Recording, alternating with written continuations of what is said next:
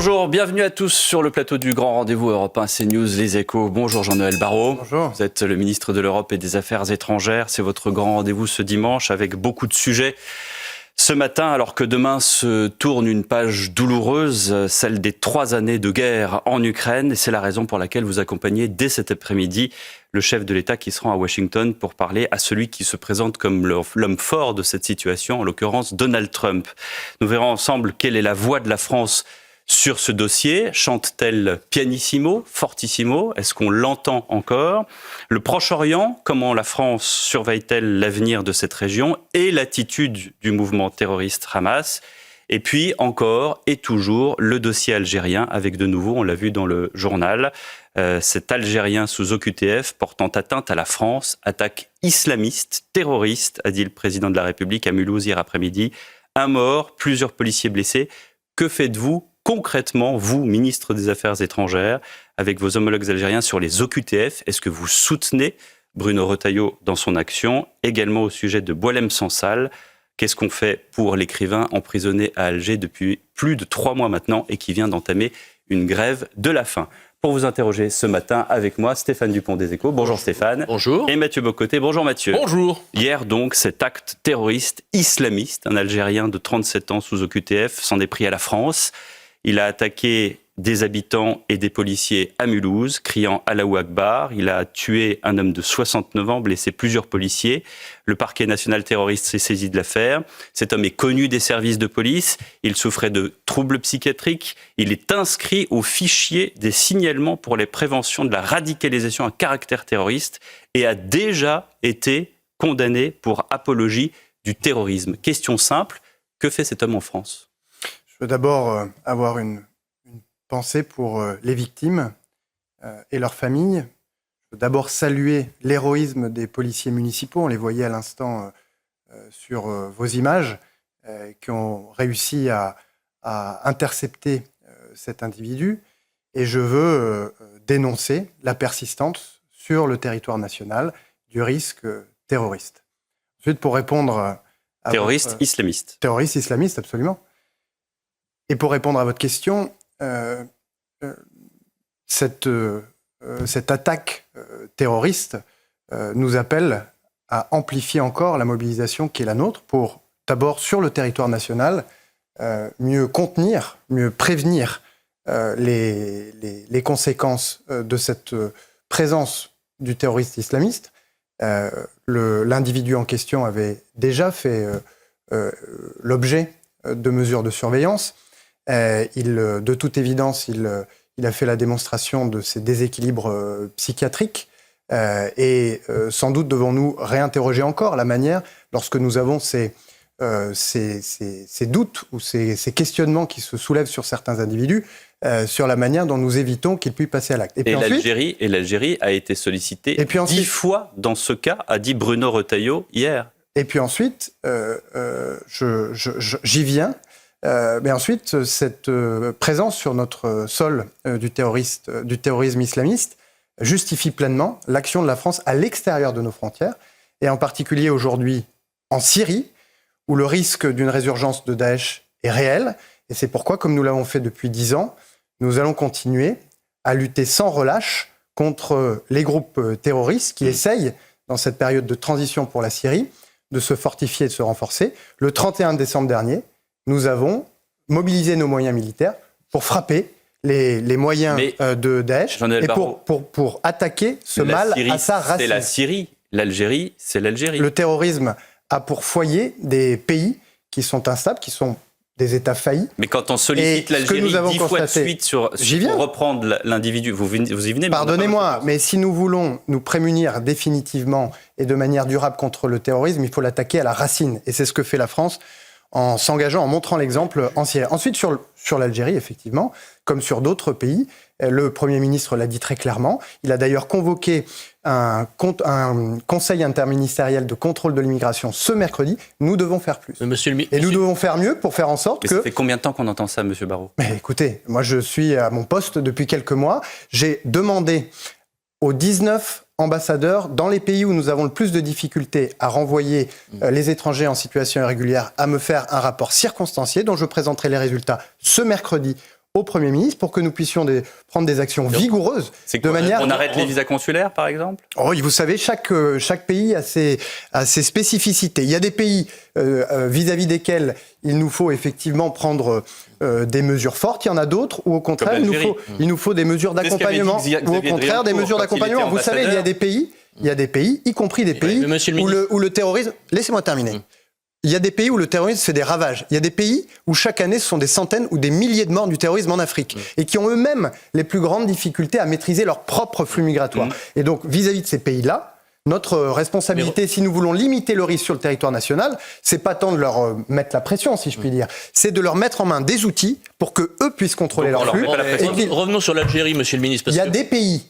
Vous savez, pas, la diplomatie, c'est toute une palette d'outils où on tient compte des spécificités des pays parce que ce qui nous intéresse, c'est la sécurité des Français. Ça n'est pas, je dirais, le rapport de force pour le rapport de force. Donc, quand on a des pays avec lesquels il y a insuffisamment de coopération, eh bien, on trouve les moyens par la persuasion et parfois par le rapport de force d'obtenir des résultats. Et puis, il y en a d'autres où il y a juste tout simplement besoin d'accompagnement pour reprendre la maîtrise. Sur l'Algérie, Bruno Retailleau hier soir nous dit la méthode douce avec l'Algérie, ça ne fonctionne pas. Il faut assumer un rapport de force. Bruno Retailleau était à votre place dimanche dernier. Il nous a expliqué qu'au gouvernement, il ne se sentait pas épaulé du tout. Il se sentait seul. Alors, qu'est-ce qu'il faut faire avec l'Algérie ? Est-ce qu'il faut arrêter avec la méthode douce ? Est-ce que maintenant, il faut assumer un vrai rapport de force avec l'Algérie ? Et est-ce que vous épaulez Bruno Retailleau ? D'abord, Bruno Retailleau est un excellent ministre de l'Intérieur qui fait un excellent travail sur ce sujet comme sur d'autres. Et lors du comité interministériel de contrôle de l'immigration qui se réunira mercredi, tous les départements ministériels seront appelés à concourir à l'action du gouvernement pour maîtriser les flux d'immigration irrégulière. Ensuite, sur l'Algérie. Tout dépend de ce que l'on cherche à obtenir. Si l'on cherche à obtenir une reconduite à la frontière plus systématique, plus régulière et plus effective des étrangers qui n'ont pas vocation à rester en France, eh bien la question se pose, puisque si vous prenez l'histoire récente, et notamment la période qui va de 2020 à 2024, entre 2020 et 2021, nous avons effectivement fait monter le rapport de force, nous avons activé à titre national le levier des visas. On a dit, on réduit les visas jusqu'à ce que les reconduites à la frontière augmentent. Sans grand succès. Et à cette époque, nous avons eu chaque année, 2020-2021, 800 reconduites à la frontière. Et puis en 2022, nous avons pris une autre approche. Nous avons signé un accord très exigeant avec l'Algérie, mais un accord de coopération. Et là, nous avons fait tripler le nombre de reconduites à la frontière d'étrangers en situation irrégulière. Alors maintenant, il y a une situation de crise, de tension forte avec l'Algérie. On est en train de revoir ces exigences. Mais ce que je constate, c'est que lorsque nous avons tiré... C'est la méthode douce qui marche. Non, ce n'était pas une méthode douce, c'est la méthode exigeante et qui tient compte du fait que lorsqu'on agit de manière unilatérale, et d'ailleurs Bruno Retailleau le dit lui-même, lorsqu'on agit de manière unilatérale, qu'on dit « j'arrête les visas pour un pays donné », eh bien ça ne fonctionne pas. Pourquoi ? Parce qu'en fait, on est contourné. Les pays en question se tournent vers d'autres pays européens. Qui avait réduit les visas de moitié, sans le dire d'ailleurs, et qui aujourd'hui le dit sur les plateaux de télévision et qui dit que ça avait plutôt marché. Mais comme je viens de vous le dire, lorsqu'on a réduit les visas, on était à 800. Lorsqu'on a engagé une coopération exigeante, on a multiplié par 3 les expulsions. Mais c'est une question de diagnostic aussi peut-être. C'est-à-dire, l'Algérie a une politique, à tout le moins ces dernières années, une politique d'hostilité déclarée envers la France, insulte régulièrement la classe politique française, insulte ses ministres, prend Boualem Sansal en otage. Et on dirait que la France peine à considérer l'Algérie, le régime algérien, pas le peuple algérien, mais le régime comme un régime hostile. Est-ce qu'il n'est pas nécessaire de dire que le régime algérien est une menace existentielle à la France aujourd'hui ? Je ne suis pas tout à fait d'accord avec vous. Ce qui est le plus important pour moi, en tout cas, c'est l'intérêt des Françaises et des Français. L'intérêt de nos compatriotes, au premier rang desquels Boualem Sansal. Et lorsque nous agissons par la diplomatie, nous avons toute une palette d'outils que nous pouvons activer, certains dont nous parlons, certains dont nous ne parlons pas, avec un seul objectif, protéger les Françaises et les Français. Pour l'instant, Boualem Sansal a commencé une grève de la faim. Absolument, et je suis très préoccupé par les conditions de sa détention, par sa santé, par son moral. C'est pourquoi j'appelle une nouvelle fois les autorités algériennes à faire preuve d'indulgence et de dignité. C'est la bonne démarche, là aussi, dans le cas de Boualem Sansal ? Mais la diplomatie, c'est toujours la bonne démarche. C'est toujours la première ligne de défense des intérêts des Français. L'alternative à la diplomatie, c'est la guerre, monsieur. Mais j'aimerais comprendre, je reviens sur parce que le président de la République, si je ne me trompe pas, n'a pas hésité à qualifier avec raison la Russie de menace existentielle cette semaine. Est-ce qu'on peut utiliser le même terme pour parler de l'Algérie aujourd'hui, dans la mesure où l'Algérie se pose explicitement en rapport d'hostilité à la France? Alors, je suis vraiment très étonné de votre question, cher monsieur, puisque lorsque nous disons que la Russie est une menace existentielle pour la France, c'est parce que la Russie ne fait pas mystère de ses intentions impériales, c'est-à-dire ses intentions de déplacer les frontières de la Russie aussi loin que cela est possible. Et par ailleurs, la Russie a déjà montré des gestes d'agressivité extrêmement inquiétants, extrêmement forts vis-à-vis d'un certain nombre de pays européens, jusqu'à des colis piégés en Allemagne, jusqu'à faire annuler une élection en Roumanie après avoir perturbé les réseaux sociaux. On est là sur une dimension qui touche à nos intérêts les plus essentiels. Jean-Noël Barrot est l'invité du grand rendez-vous Europe 1 CNews, Les Échos. On revient dans un petit instant. Tout de suite.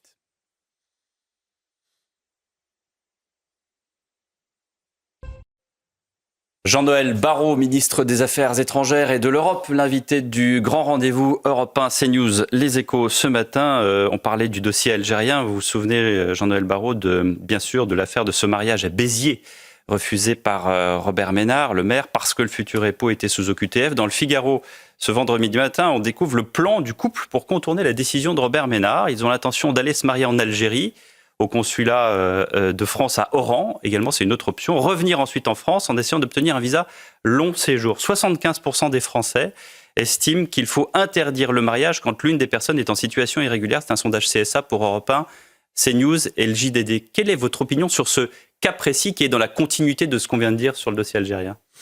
Que nous avons sans doute un certain nombre de choses à revoir dans la manière dont nous contrôlons l'immigration, et que c'est une discussion qui doit inclure, évidemment, tenir compte des aspirations des Français à être mieux protégés contre l'immigration irrégulière, mais qui doit inclure une discussion entre tous les départements ministériels, entre tous les ministres, et c'est précisément ce que le Premier ministre a décidé d'organiser mercredi autour de lui avec ce comité de contrôle de l'immigration. Également sur le référendum sur l'immigration, c'est une chose à laquelle l'exécutif pense. 68% des Français sont favorables à ce référendum.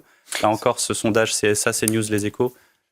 Je crois que ceux qui l'ont proposé ont eux-mêmes reconnu que ça n'était pas possible en l'état, mais que ça pourrait l'être à l'avenir si toutefois notre Constitution évoluait pour le permettre. Encore une fois, c'est News JDD, pardonnez-moi. Bruno Retailleau, sur le plateau la semaine dernière, disait que selon lui, le référendum était possible dans les paramètres actuels de la Constitution. Donc vous avez un désaccord avec lui sur ce terme? Non, moi je l'ai entendu plutôt dire qu'à l'heure actuelle, ça ne serait pas tout à fait possible. Pour des raisons de mémoire, il l'a dit mot pour mot. Pour des raisons politiques, des raisons de fragmentation des forces politiques au Parlement aujourd'hui. Ensuite, ça n'est jamais une mauvaise idée que de consulter les Françaises et les Français. Et donc si à l'avenir les conditions le permettent, je n'y vois pas d'inconvénient pour ma part. Qu'est-ce que vous pensez de l'enquête du JDD ce matin sur l'AFD? Alors, je ne parle pas de l'agence de l'AFD allemande, je parle de l'Agence française pour le développement. Ces milliards dépensés chaque année pour réduire, par exemple, les violences de genre à Madagascar dans la pratique du rugby, pour les recherches sur le criquet pèlerin dans plusieurs pays d'Afrique, pour l'aide psychiatrique aux migrants en Égypte. Le JDD, dans son enquête, a chiffré 15 milliards d'euros. Je pense que c'est utile que l'opinion publique, que nos médias se penchent sur l'action de la France à l'international.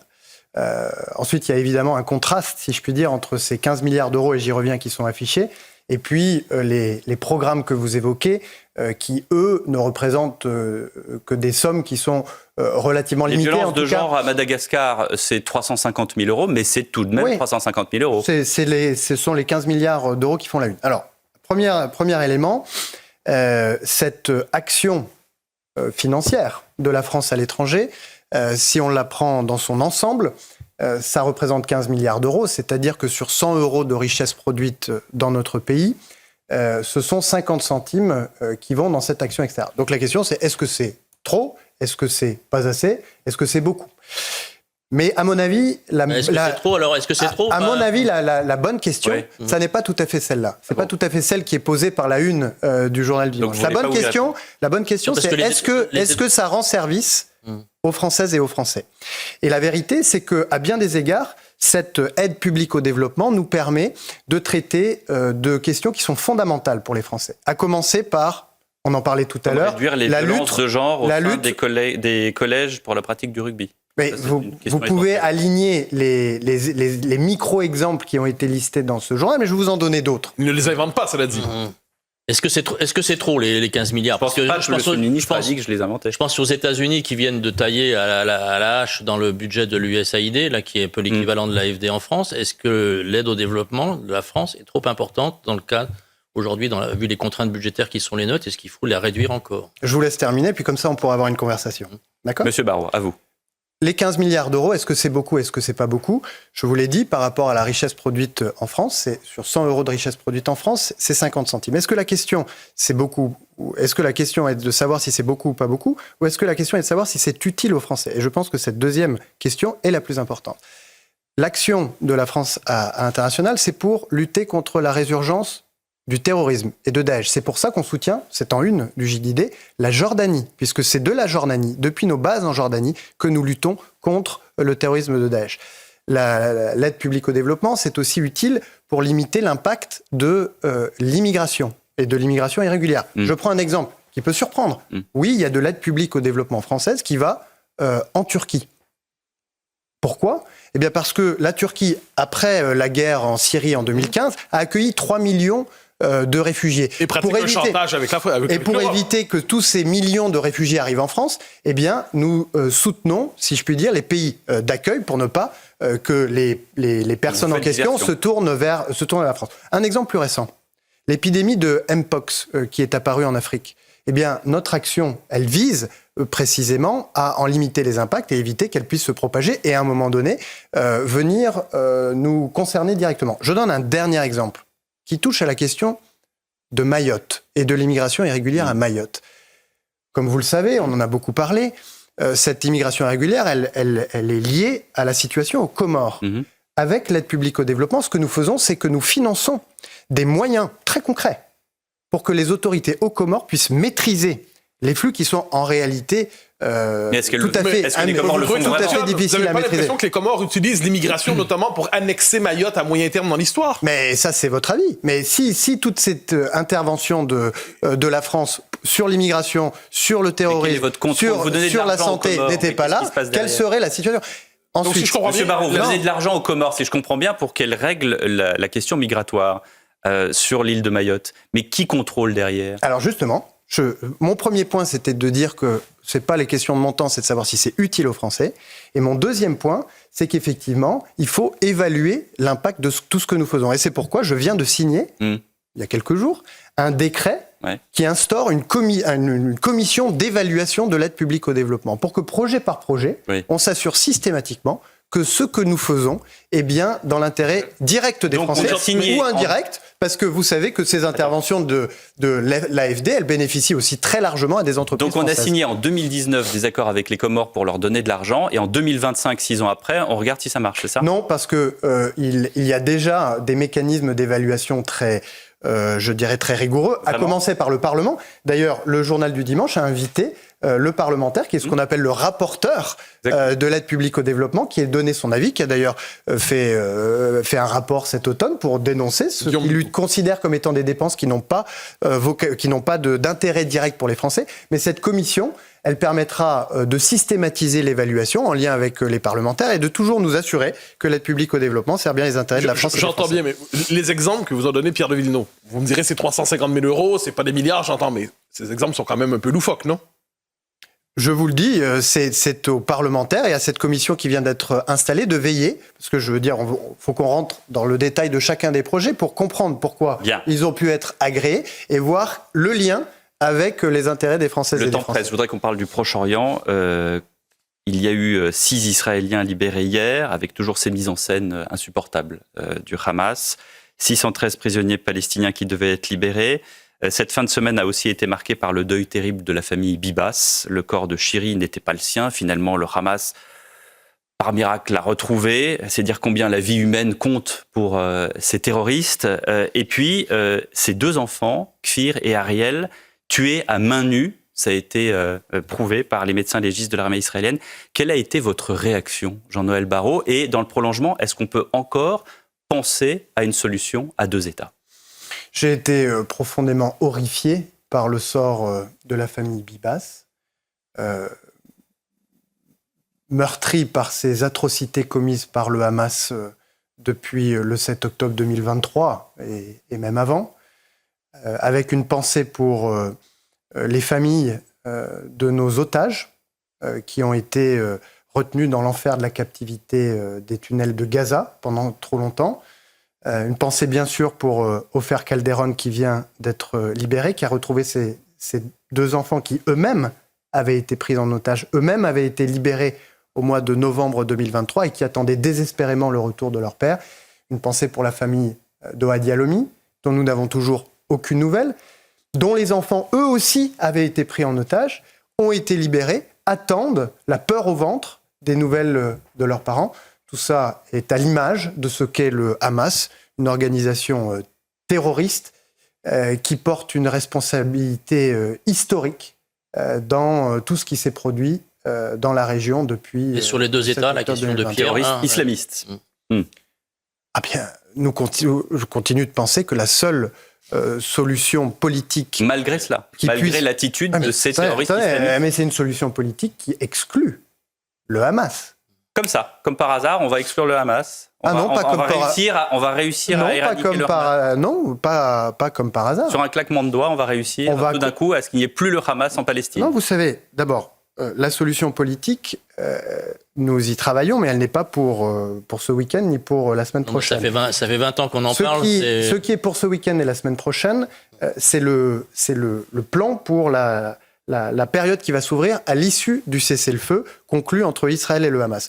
Les pays arabes de la région ont commencé à bâtir un plan qui traite de la reconstruction, de la gouvernance et de la sécurité à Gaza. C'est un plan qui exclut le Hamas et de la reconstruction, et de la gouvernance, et de la sécurité, dont nous attendons qu'il nous soit présenté pour qu'ensuite nous puissions, nous les Européens, le soutenir en attendant des États-Unis qui fassent de même. Jean-Noël Barrot est l'invité du Grand Rendez-vous. Dans un instant, on parle du voyage d'Emmanuel Macron aux États-Unis. À tout de suite. Retour sur le plateau du Grand Rendez-vous Europe 1 CNews, les échos avec le ministre des Affaires étrangères, Jean-Noël Barrot. Emmanuel Macron part donc cet après-midi pour Washington pour y rencontrer demain Donald Trump. Vous l'accompagnez bien sûr en tant que chef de la diplomatie française. Le président français qui a jugé utile de mettre au jour ce qu'il compte dire au président américain lors d'un chat sur les réseaux sociaux. On regarde, on écoute. Je vais lui dire, au fond, tu peux pas être faible face au président Poutine. C'est pas toi, c'est pas ta marque de fabrique. C'est pas ton intérêt. Comment ensuite être crédible face à la Chine si tu es faible face à Poutine? Et puis toi qui veux que l'Iran n'acquiert pas la bombe nucléaire, tu peux pas être faible avec quelqu'un qui est en train de l'aider à l'acquérir. Toi qui veux que la Chine ne vienne pas contester Taïwan et autres, comment expliquer que la Chine n'a pas le droit d'envahir Taïwan et que la Russie aurait le droit d'envahir l'Ukraine? Bon, j'imagine que vous ne pouvez que plus soyer à la parole présidentielle, mais que pensez-vous, au-delà du fond, du ton employé, de la sémantique et de la forme? Bon, elle est à l'image de la relation entre les 2 présidents, une relation qui s'est nouée lors du premier mandat de Donald Trump et qui est une relation de proximité, de franchise. Et donc, le ton qui a été utilisé par le président de la République sur la vidéo est à mon avis, assez proche de celui qu'il aura avec lui dans les conversations qu'ils ont. Avec Trump. Par les cash, et puis surtout capitaliser, si je puis dire, sur la relation qu'on a bâtie au fil des années. Et ça servirait à rien, si je puis dire, de se cacher derrière du jargon diplomatique ou des précautions excessives. Il faut se dire les choses entre alliés. Pour l'instant, ça n'a pas tellement marché. Le langage cash avec Trump, puisque depuis qu'il a pris ses fonctions à la Maison-Blanche, il a fait des déclarations qui ont beaucoup surpris les Européens, dont vous êtes émus de ses propos, et pour l'instant, il continue comme si de rien n'était. On a l'impression que ce que disent les Européens, ça ne l'intéresse pas beaucoup. C'est pourquoi ce voyage du président de la République a d'autant plus de valeur, puisqu'il se rend sur place, après que Donald Trump, vous vous en souvenez, est venu à Paris pour son premier déplacement à l'étranger comme président élu pour la réouverture de Notre-Dame. C'est le voyage retour qui, quelques mois plus tard, va permettre au président de la République de donner d'abord son diagnostic de la situation et de la bonne manière d'obtenir le maximum de concessions de la part de la Russie. Alors, s'il faut parler franchement, utilisons un terme qui est revenu dans l'actualité souvent cette semaine, Yalta. est-ce que nous sommes devant une tentative de la part des Américains et de la Russie, finalement, de poser un nouveau Yalta pour les temps présents, laissant l'Europe s'adapter ensuite une fois que les deux empires auront décidé le sort de l'Europe? Il y a peut-être une tentation côté russe, puisqu'on en parlait tout à l'heure. Clairement, le projet de Vladimir Poutine, c'est un projet impérial ou impérialiste, c'est-à-dire un projet qui ne se connaît pas vraiment de frontières et qui repousse son influence le plus loin possible.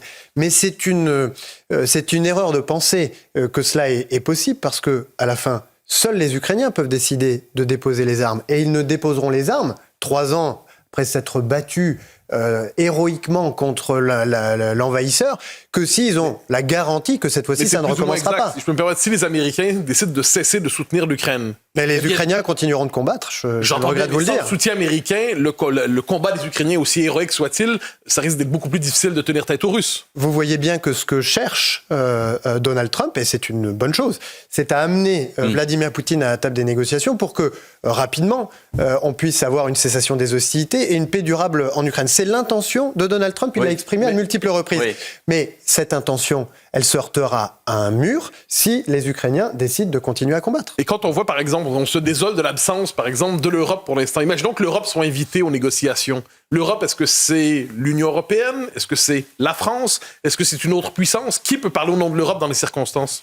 Vous savez, la répartition des rôles, elle est claire. Elle s'est d'ailleurs faite, si je puis dire, lorsque Donald Trump est venu à Paris, qu'il a rencontré Volodymyr Zelensky avec le président de la République. Notre-Dame, notamment. Bien sûr, c'est que les États-Unis, par la persuasion et par la force, amènent Vladimir Poutine à la table des négociations, parce que jusqu'à présent, et malgré les déclarations qu'on a pu entendre, Vladimir Poutine n'a montré aucun signe de volonté de faire des compromis, etc., ou même de négocier sincèrement. Essayé, c'était l'image de la grande table il y a quelques années. Et les Européens, quelle est leur responsabilité dans tout ça? Je le disais, seuls les Ukrainiens peuvent décider d'arrêter de combattre. Ils ne le feront, et je le sais pour leur parler très régulièrement, que s'ils ont la garantie, cette fois-ci, que la guerre s'arrêtera pour de bon. Donc si cette paix qui sera trouvée est entourée de garanties, ce qu'on appelle des garanties de sécurité, en jargon diplomatique et militaire. Et ce sont les Européens qui vont apporter ces garanties-là. Et donc, d'une manière ou d'une autre, par la force des choses,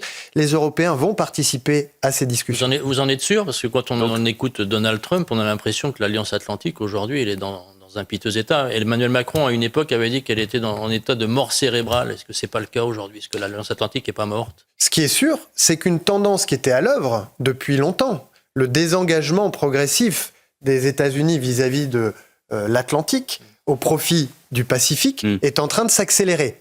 Mais nous voyons cela comme une opportunité pour que les Européens reprennent en main leur propre sécurité et en quelque sorte leur propre destin. Parce que nous avons vécu dans une période d'insouciance où beaucoup de pays européens, c'est pas le cas de la France, grâce au général de Gaulle, mais c'est le cas de beaucoup de pays européens qui se sont complètement appuyés sur le parapluie donc dépenser plus pour notre défense. Dépenser plus, dépenser mieux aussi. Parce qu'il n'y a pas que la quantité qui compte, il y a la qualité. Mais vous avez raison, ça commence par dépenser plus. Je rappelle que dans les années 50, c'est 7% de notre richesse nationale que nous consacrions à nos budgets militaires. Et juste après la deuxième guerre mondiale. Et nous avons divisé. On est 2% aujourd'hui. Nous avons divisé par 3 la part de nos ressources nationales que nous consacrons à la défense. Les Polonais sont presque à 5%. Heureusement, en France, on a commencé à redresser puisque on a fait doubler notre budget militaire et on s'y est tenu. Maintenant, il faut que les autres Européens nous suivent dans cet effort-là. Juste, je reviens sur le dialogue qu'il peut y avoir entre Donald Trump et Emmanuel Macron. Je disais tout à l'heure en titre, si elle chantait pianissimo ou fortissimo, c'était une image pour voir le gigantesque Donald Trump qui prend la parole encore hier au sommet des conservateurs, à la convention des conservateurs à National Harbor. Il dit « Moi, j'essaye de récupérer l'argent à l'aide fournie par les États-Unis à l'Ukraine. On demande des terres rares et du pétrole, n'importe quoi qu'on puisse obtenir. » La phrase sur laquelle on a dit que Donald Trump, et effectivement il l'a fait, a traité Volodymyr Zelensky de dictateur, elle intervient dans une grande lignée de dire que les États-Unis ont donné beaucoup d'argent et qu'une partie de cet argent a été perdue, ou en tout cas on ne le retrouve plus. Quelle est la position de la France aujourd'hui face à un Donald Trump qui dit Poutine doit faire partie des négociations, je veux récupérer l'argent de l'Ukraine par des terres rares et également, parce qu'on sait que Donald Trump est un promoteur immobilier, donc il veut s'assurer des marchés de reconstruction de l'Ukraine. Quelle est la place de la France, j'allais dire, dans cette mainmise de Donald Trump qui donne l'impression de tout contrôler, en fait, dans cette affaire? Sur Poutine, comme je vous le disais, l'intention qui est celle de Donald Trump de l'amener à la table des négociations, nous la saluons. Ce que nous disons en revanche, c'est que la méthode douce, pour revenir au débat qu'on avait tout à l'heure, nous l'avons essayé, la méthode du dialogue. Elle n'a pas fonctionné. Et donc nous pensons que pour faire venir Vladimir Poutine de bonne foi à une table de négociation où il va faire des compromis, il faut lui mettre la pression. Et c'est ce que nous allons continuer à faire. Puisque demain, qu'est-ce que ça veut dire mettre la pression ?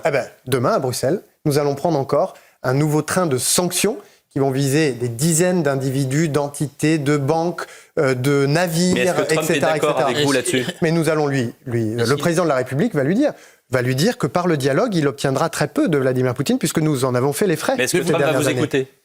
Ça, c'est à lui qu'il faudra le demander. Vous souhaitez des compromis de la part de Vladimir Poutine. Qu'entendez-vous par là des compromis? Eh bien, tout simplement, de ne pas nous renvoyer 10 ans en arrière. Parce que 10 ans en arrière, à peu près jour pour jour, qu'est-ce qui s'est passé ? Il y avait déjà la guerre en Ukraine. Et nous avons trouvé un accord de cessez-le-feu, une pause, une trêve. Et cette trêve, elle a été depuis violée par 20 fois. Et ensuite, la Russie, après l'avoir violée 20 fois, a décidé de lancer son invasion à grande échelle sur l'Ukraine. Donc ça, nous n'en voulons plus. Nous ne voulons pas de pause, nous voulons la paix. Ça veut dire des concessions territoriales, un compromis avec Poutine. Mais ça, c'est un compromis qui peut être fait par les Ukrainiens et eux seuls. Oui. Le compromis qui doit être celui, parmi les compromis que... lâché le Donbass après avoir lâché la Crimée. Mais vous m'interrogez sur les compromis qu'on est en droit de demander de Vladimir Poutine. C'est tout simplement de ne pas avoir un simple cessez-le-feu, mais d'avoir un traité de paix en bonne et due forme. Et comment ça se passe, un traité de paix ? Eh bien, celui, en l'occurrence, qui est agressé, c'est-à-dire l'Ukraine, doit pouvoir choisir qui sont ses partenaires de sécurité, qui va faire en sorte que la paix soit garantie. Je comprends, dans la logique du compromis à laquelle vous appelez, vous espérez que l'Ukraine puisse rejoindre l'OTAN? C'est très concret. C'est une des possibilités, sauf que... Trump a dit non. Trump, pour l'instant, l'a écarté. Nous considérons que c'est la meilleure solution. Donc la France est favorable à l'entrée de l'Ukraine dans l'OTAN à un horizon historique rapproché? Oui, même s'il y a des processus d'adhésion qui ne sont pas compressibles, et ce qui signifie que si, comme nous le souhaitons, un traité de paix en bonne et due forme devait être signé, je pense que dans une période au moins intérimaire, il faudrait aux Européens, avec peut-être d'autres alliés, se substituer en quelque sorte en complément de l'OTAN. C'est une ligne rouge pour Moscou, l'entrée dans... Exactement, c'est pourquoi je vous dis que Vladimir Poutine, s'il vient à la table des négociations, il faut qu'il soit prêt à faire des compromis. Donc on peut imaginer, j'ai entendu Emmanuel Macron cette semaine dire qu'il n'y aura pas de troupes européennes, entre guillemets, belligérantes sur le territoire ukrainien. Donc on peut comprendre qu'une forme de troupes européennes sur le mode casque bleu sont imaginables en Ukraine au terme des négociations? Il est trop tôt pour en parler, mais le président de la République l'a déjà fait. Oui, dans la garantie qui peut être donnée pour sécuriser tel ou tel pays, il y a des solutions comme celle-là. Vous savez, il y a des pays européens aujourd'hui où vous avez des forces qui viennent d'autres pays, qui sont stationnées là, qui ne combattent pas, qui d'ailleurs n'ont jamais combattu et sans doute ne combattront jamais, mais qui par leur simple présence jouent ce rôle en quelque sorte de sécurisation aux marges, aux frontières de l'OTAN. C'est cela que signifie le terme un peu jargonneux de garantie de sécurité, et c'est ce que la Russie, d'une manière ou d'une autre, doit pouvoir accepter pour que l'Ukraine dépose les armes après s'être battue pendant 3 ans pour défendre son intégrité territoriale. Vous m'avez peut-être répondu tout à l'heure quand Donald Trump a effectivement mis sur la table le mot de dictateur pour Zelensky. Qu'est-ce que Emmanuel Macron va... Est-ce qu'il va renchérir là-dessus demain? Est-ce qu'il va dire c'est pas bien ce que tu as dit, Donald? L'objectif du président de la République, c'est de faire cheminer les discussions vers ce qui nous importe, ce qui importe aux Français et aux Françaises. C'est un traité de paix en bonne et due forme. Mais Volodymyr Zelensky n'est pas un dictateur. Non, mais Volodymyr Zelensky n'est pas un dictateur. Il est soutenu aujourd'hui par son peuple, donc dans un contexte très compliqué. Le contexte, c'est celui de la guerre depuis 3 ans. Je veux dire, tout le monde en Ukraine souhaiterait pouvoir avoir une vie normale, avoir des élections, etc. Mais tout le monde est conscient que ça n'est pas possible quand on a, je sais pas combien, de centaines de milliers, voire 1 million de soldats qui est au front, quand on a 7 millions d'Ukrainiens qui ont dû fuir l'Ukraine, fuir les combats, etc.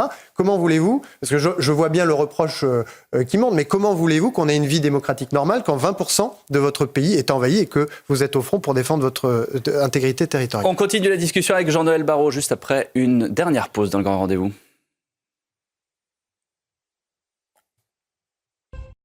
Dernière partie du grand rendez-vous avec le ministre des Affaires étrangères et de l'Europe, Jean-Noël Barrot. Emmanuel Macron va donc rencontrer Donald Trump. J'imagine qu'il va rencontrer également Elon Musk, qui de temps en temps est dans le bureau ovale, parfois avec ses enfants d'ailleurs, on l'a vu sur des images. Est-ce que Emmanuel Macron va dire en face à Elon Musk qu'il est à la tête d'une internationale réactionnaire?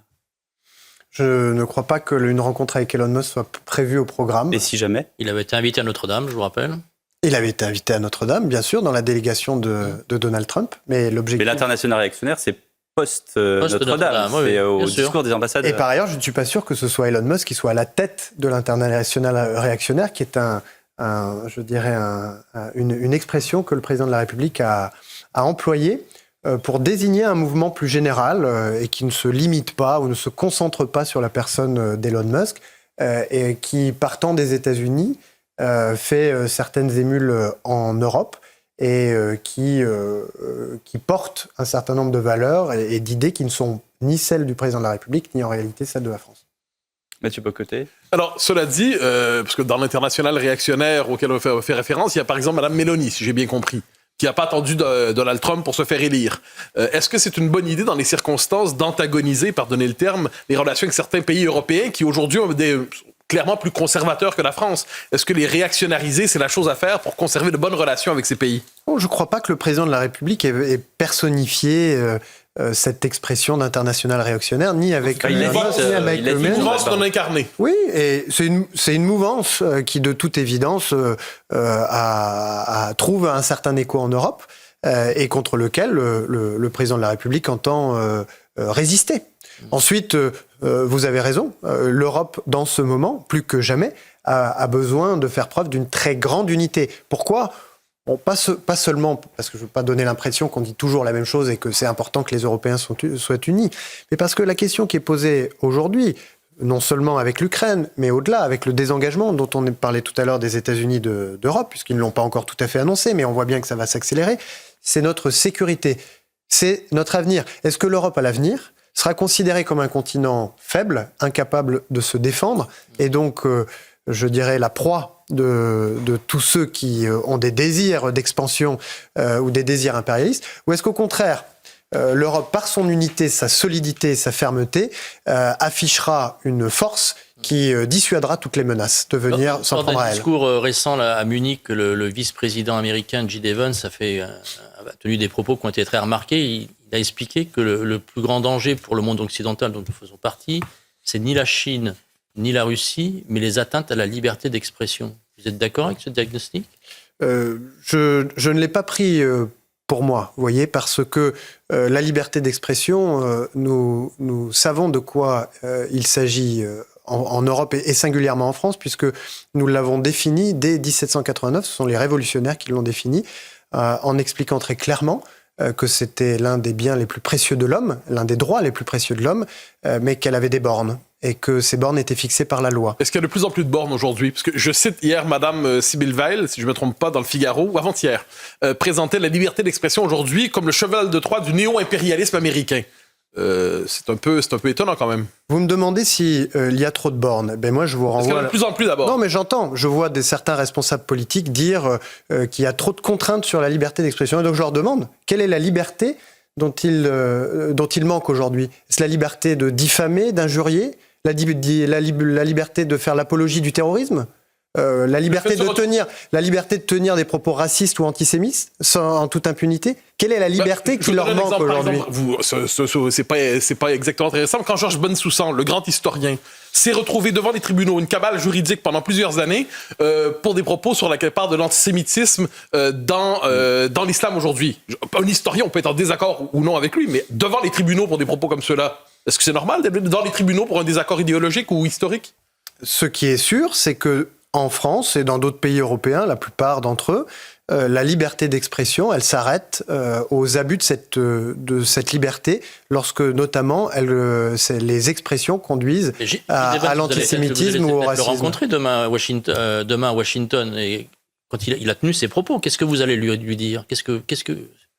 sur les atteintes à la liberté d'expression, principal danger pour le monde occidental. Et une nouvelle fois, je vous le dis, ce n'est pas à nous que cette question se pose, c'est plutôt aux États-Unis d'Amérique et en particulier aux responsables, puisqu'on parlait d'Elon Musk, des grandes plateformes de réseaux sociaux. Et moi, je le dis très clairement, non, nous n'accepterons jamais, en France et en Europe, que le débat public, qui est entouré d'un certain nombre de bornes qui permettent la pluralité des points de vue, de se tenir. Et nous n'accepterons jamais qu'il soit délocalisé sur des plateformes de réseaux sociaux dont les règles sont fixées par des milliardaires chinois ou américains. Les règles sont fixées en Europe par les législateurs européens, et soit ces plateformes s'y conforment, et tout ira bien, soit elles ne s'y conforment pas, et alors il faudra qu'elles quittent l'Europe d'une manière ou d'une autre, parce que ça n'est pas acceptable. Institué déjà Thierry Breton lorsqu'il était en place. Exactement, avec régulation. Et aujourd'hui, c'est à la Commission européenne de prendre des mesures pour faire respecter ces règles que nous nous sommes souverainement et démocratiquement données. Sinon, il faudra qu'elle restitue la capacité aux États membres de le faire à sa place. Le manque de liberté d'expression, est-ce que c'est pas aussi ce dont vont souffrir les employés de C8, première chaîne de la TNT qui va fermer par une décision de l'Arcom? Il y a beaucoup de talent chez C8. Et alors, d'abord, si on prend les choses, il y a beaucoup de talent chez C8, que ce soit les animateurs, que ce soit les professionnels, et je souhaite vivement qu'ils puissent exercer leurs compétences, mettre à profit leur expertise auprès d'autres chaînes. Maintenant, l'Arcom n'a pas fermé C8. L'Arcom a décidé de retirer l'accès à la fréquence de C8, c'est-à-dire l'accès au domaine public hertzien de l'État, mais en aucun cas de fermer C8, c'est-à-dire d'empêcher notamment les journalistes, par extension, les animateurs, les professionnels de C8 de travailler. Maintenant, je souhaite effectivement que tous ces talents ils puissent s'exercer pleinement au sein des médias du groupe auquel appartient C8 ou d'autres. Vous disiez la liberté d'expression, par exemple, elle doit avoir des bornes. Est-ce que, par exemple, le fait de retirer C8 de la TNT, donc d'un point de vue général, on pourrait fermer une forme de volonté de censure à travers ça, est-ce que pour vous, c'est une forme de liberté d'expression? Donc je le redis, il faut, je crois, être assez précis. Ce que l'Arcom a fait n'est pas de fermer C8, elle n'a pas dit... C'est pas de la censure pour vous? Mais c'est une conséquence. Non, juste, il faut dire les choses précisément. L'Arcom n'a pas dit C8 doit fermer, C8 doit cesser d'émettre. Je fais la différence, par exemple, avec des mesures qui ont été prises au niveau européen sur Sputnik, sur RT, où là, des décisions ont été prises d'interdiction d'émettre. C'est pas du tout ce qu'a dit l'Arcom. Mais là, on retire l'Arcom a dit, il y a un domaine public hertzien qui est gratuit, que la loi prévoit de mettre à disposition d'éditeurs, en contrepartie du respect d'un cahier des charges. Et c'est l'Arcom qui décide si ce cahier des charges a été respecté ou non. C'est un cahier des charges qui est donc fixé par la loi. Est-ce que le cahier des charges est trop exigeant? Le législateur est libre de prendre des dispositions pour faire évoluer ce cahier des charges. Que peut faire C8 dans le cas précis si on lui enlève sa fréquence? Quels sont les recours maintenant?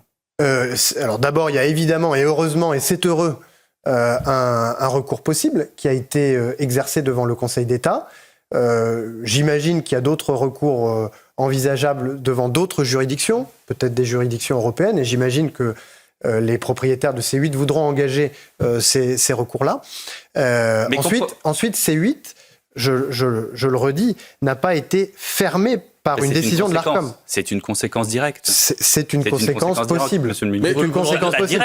Et c'est pourquoi je dis que les animateurs et que les journalistes, vous le regrettez, les experts, parce qu'il y a le ministre de la Culture le dit qu'elle regrette cet arrêt d'émission. Dans le JDD ce matin, Rachida Dati dit qu'elle va s'entretenir avec le patron de l'Arcom sur ces membres de l'institution de l'Arcom, donc qui ont été entendus et qui ont dit on nous a demandé de virer Hanouna, on a fait notre boulot.